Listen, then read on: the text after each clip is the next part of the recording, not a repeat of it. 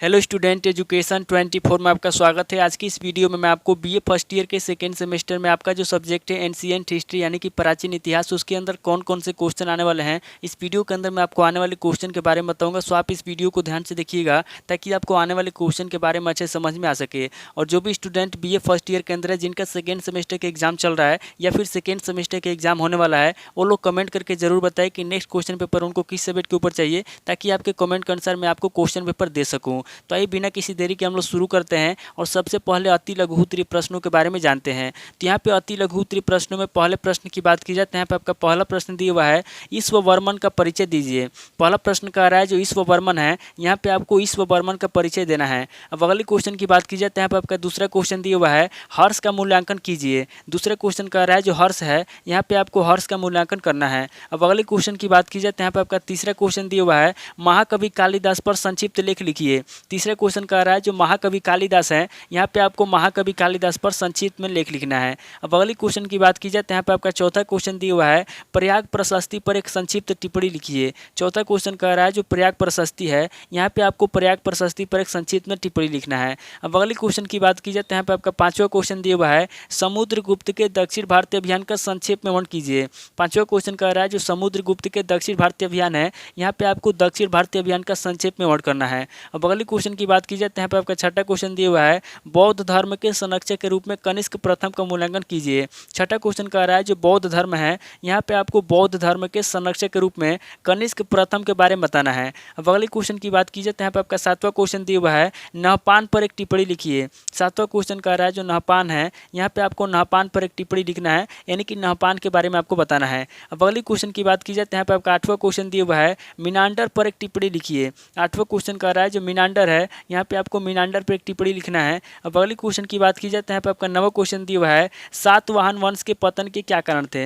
नवा क्वेश्चन कह रहा है जो सातवाहन वंश है उसका पतन कैसे हुआ, उसके पतन के क्या कारण थे, यहाँ पे आपको सातवाहन वंश के पतन के कारण बताना है। अब अगले क्वेश्चन की बात की जाए तो यहाँ पे आपका 10वां क्वेश्चन दिया हुआ है, मौर्य काल की विशेषताओं को संक्षेप में बतलाइए। 10वां क्वेश्चन कह रहा है जो मौर्य काल है उसकी क्या विशेषता है, यहाँ पे आपको मौर्य काल की विशेषताओं को संक्षेप में बतलाना है। अब अगले क्वेश्चन की बात की जाए तो यहाँ पे आपका 11वां क्वेश्चन दिया हुआ है, चंद्रगुप्त मौर्य का साम्राज्य विस्तार बताइए। 11वां क्वेश्चन कह रहा है जो चंद्रगुप्त मौर्य है, यहाँ पे आपको चंद्रगुप्त मौर्य का साम्राज्य विस्तार के बारे में बताना है। अब अगले क्वेश्चन की बात की जाए तो यहाँ पे आपका 12वां क्वेश्चन दिया हुआ है, धनानंद पर एक संक्षिप्त टिप्पणी लिखिए। 12वां क्वेश्चन कह रहा है जो धनानंद है, यहाँ पे आपको धनानंद पर एक संक्षिप्त में टिप्पणी लिखना है। अब अगले क्वेश्चन की बात की जाए तो यहाँ पे आपका 13वां क्वेश्चन दिया हुआ है, अवंती महाजनपद पर संक्षिप्त टिप्पणी लिखिए। 13वां क्वेश्चन कह रहा है जो अवंती महाजनपद है, यहाँ पे आपको अवंती महाजनपद पर संक्षिप्त में टिप्पणी लिखना है। अब अगले क्वेश्चन की बात की जाए तो यहाँ पे आपका 14वां क्वेश्चन दिया हुआ है, साहित्यिक स्रोत के रूप में पुराणों का मूल्यांकन कीजिए। 14वां क्वेश्चन कह रहा है जो साहित्यिक स्रोत हैं, यहाँ पे आपको साहित्यिक स्रोत के रूप में पुराणों का मूल्यांकन करना है।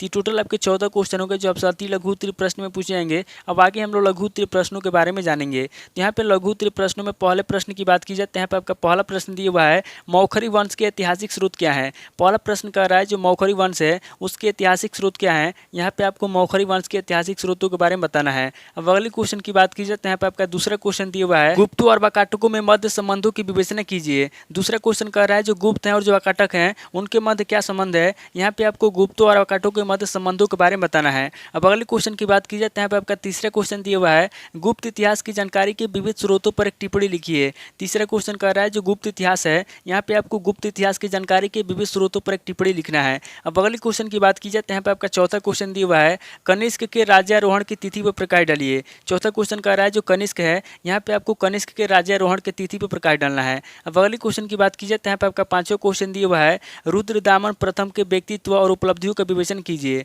पांचवा क्वेश्चन कह रहा है जो रुद्रदामन प्रथम है, यहाँ पे आपको रुद्रदामन प्रथम के व्यक्तित्व के बारे में बताना है और उसकी उपलब्धियों का विवेचन करना है। अब अगले क्वेश्चन की बात की जाए तो यहाँ पे आपका छठा क्वेश्चन दिया हुआ है, हाथी गुम्फा अभिलेख पर एक टिप्पणी लिखिए। छठा क्वेश्चन कह रहा है जो हाथी गुम्फा अभिलेख है, यहाँ पे आपको हाथी गुम्फा अभिलेख पर टिप्पणी लिखना है। अब अगले क्वेश्चन की बात की जाए तो यहाँ पे आपका सातवां क्वेश्चन दिया हुआ है, पश्चिमी भारत में शक सातवाहन संघर्ष का संक्षिप्त परिचय दीजिए। सातवां क्वेश्चन कह रहा है जो पश्चिमी भारत है, यहाँ पे आपको पश्चिमी भारत में शक सातवाहन संघर्ष के बारे में बताना है। अब अगले क्वेश्चन की बात की जाए तो यहाँ पे आपका आठवां क्वेश्चन दिया हुआ है, कलिंग पर संक्षिप्त टिप्पणी लिखिए। आठवां क्वेश्चन कह रहा है जो कलिंग है, यहाँ पे आपको कलिंग पर संक्षिप्त में टिप्पणी लिखना है। अब अगले क्वेश्चन की बात की जाए तो यहाँ पे आपका नवा क्वेश्चन दिया हुआ है, अर्थशास्त्र पर एक संक्षिप्त टिप्पणी लिखिए। नवा क्वेश्चन कह रहा है जो अर्थशास्त्र है, यहाँ पे आपको अर्थशास्त्र पर एक संक्षिप्त टिप्पणी लिखना है। अब अगले क्वेश्चन की बात की जाए तो यहाँ पे आपका 10वां क्वेश्चन दिया हुआ है, सिकंदर और पोरस के संबंधों का मूल्यांकन कीजिए। 10वां क्वेश्चन कह रहा है जो सिकंदर और पोरस है उसके संबंध क्या है, यहाँ पे आपको सिकंदर और पोरस के संबंधों के बारे में बताना है।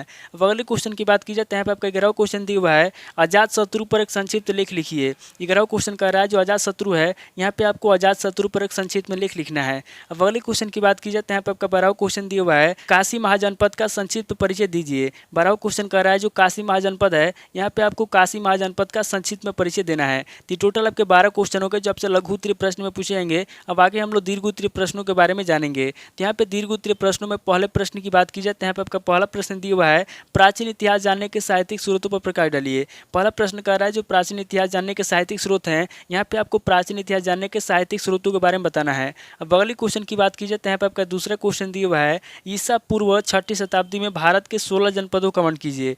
दूसरा क्वेश्चन कह रहा है कि ईसा पूर्व जो 6ठी शताब्दी है, यहाँ पे आपको ईसा पूर्व 6ठी शताब्दी में भारत के 16 जनपदों के बारे में बताना है।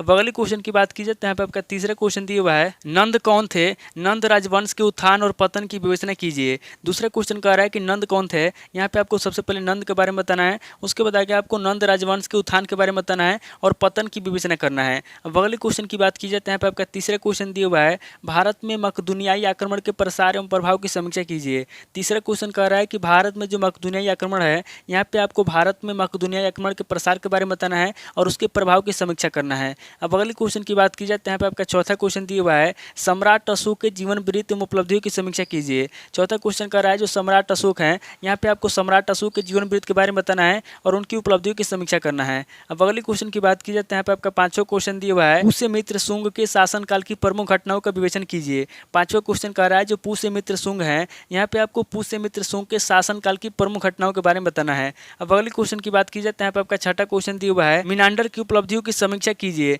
छठा क्वेश्चन कह रहा है जो मीनांडर की उपलब्धियां हैं, यहाँ पे आपको मीनांडर की उपलब्धियों के बारे में बताना है। अब अगले क्वेश्चन की बात की जाए तो यहाँ पे आपका सातवां क्वेश्चन दिया हुआ है, कनिष्क प्रथम के शासनकाल की उपलब्धियों का वर्णन कीजिए। सातवां क्वेश्चन कह रहा है जो कनिष्क प्रथम है, यहाँ पे आपको कनिष्क प्रथम के शासनकाल की उपलब्धियों के बारे में बताना है। अब अगले क्वेश्चन की बात की जाए तो यहाँ पे आपका आठवां क्वेश्चन दिया हुआ है, गुप्त वंश का वास्तविक संस्थापक चंद्रगुप्त प्रथम था, विवेचना कीजिए। आठवां क्वेश्चन कह रहा है जो चंद्रगुप्त प्रथम है, यहाँ पे आपको बताना है कि जो गुप्त वंश है उसका वास्तविक संस्थापक चंद्रगुप्त प्रथम था। अब अगले क्वेश्चन की बात की जाए तो यहाँ पे आपका नवां क्वेश्चन दिया हुआ है, चंद्रगुप्त द्वितीय के शासनकाल का इतिहास लिखिए। नवां क्वेश्चन कह रहा है जो चंद्रगुप्त द्वितीय है उसका जो शासनकाल है, यहाँ पे आपको चंद्रगुप्त द्वितीय के शासनकाल के इतिहास के बारे में बताना है। अब अगले क्वेश्चन की बात की जाए तो यहाँ पे आपका 10वां क्वेश्चन दिया हुआ है, स्कंदगुप्त के शासनकाल की घटनाओं का आलोचनात्मक विवरण दीजिए। 10वां क्वेश्चन कह रहा है जो स्कंदगुप्त हैं, यहाँ पे आपको स्कंदगुप्त के शासनकाल की घटनाओं के बारे में बताना है और उसकी आलोचना करना है। अब अगले क्वेश्चन की बात की जाए तो यहाँ पे आपका 11वां क्वेश्चन दिया हुआ है, वाकाटक कौन थे,